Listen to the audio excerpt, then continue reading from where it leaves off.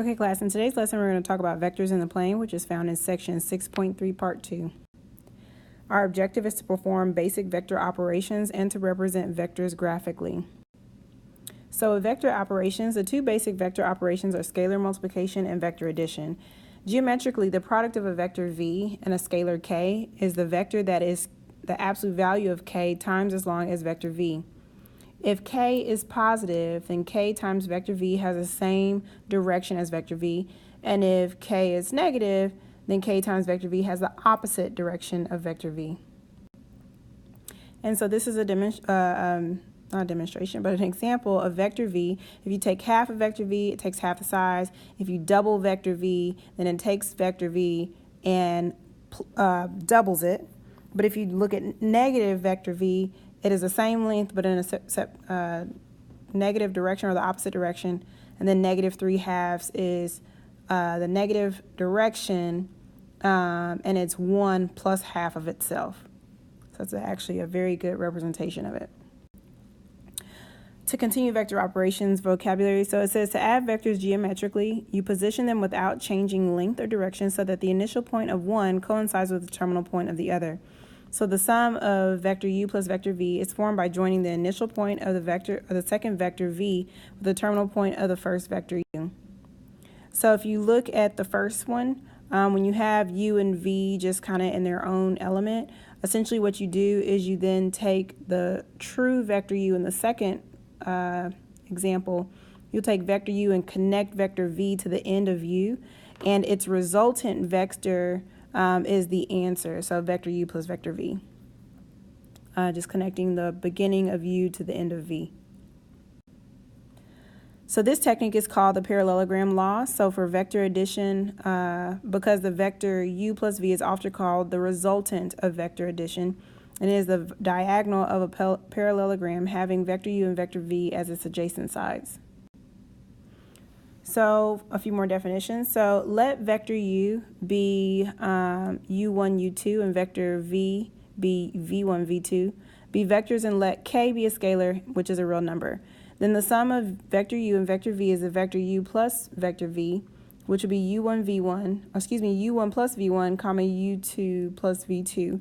And the scalar multiple of k times u, vector u, is the vector k times vector u, which would be k times u1, u2, which is the same thing as ku1, comma ku2.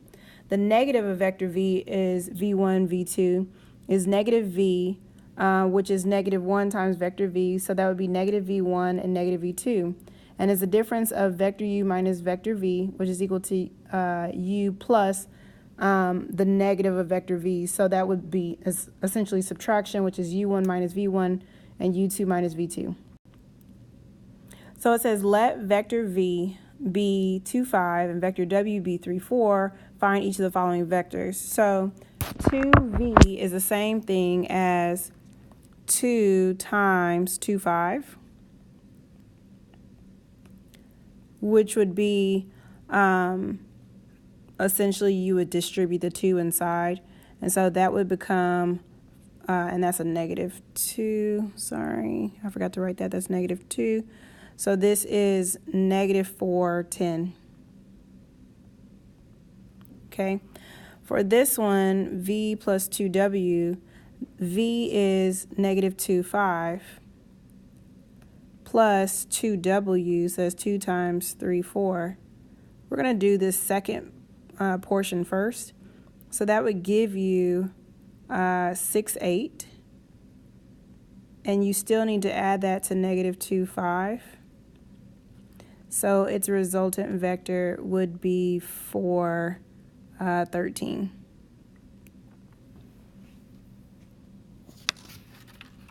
All right, let's look at the try. So again, from example 3, find w minus v.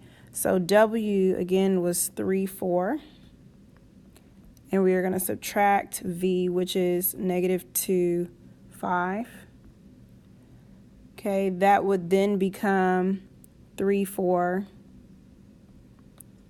plus, and it's the opposite, so plus 2, negative 5.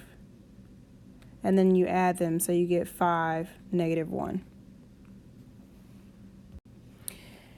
And then finally, we just have some more properties of vector addition and scalar multiplication. So if vector u plus vector v would equal vector v plus vector u, if you had vector u plus vector v plus vector w, then you would say it's the same thing as u plus vector v plus vector w.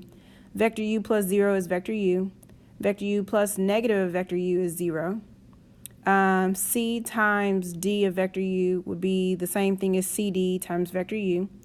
C plus d of vector u is the same thing as c vector u plus d vector u. C times vector u plus vector v is the same thing as c vector u plus c vector v.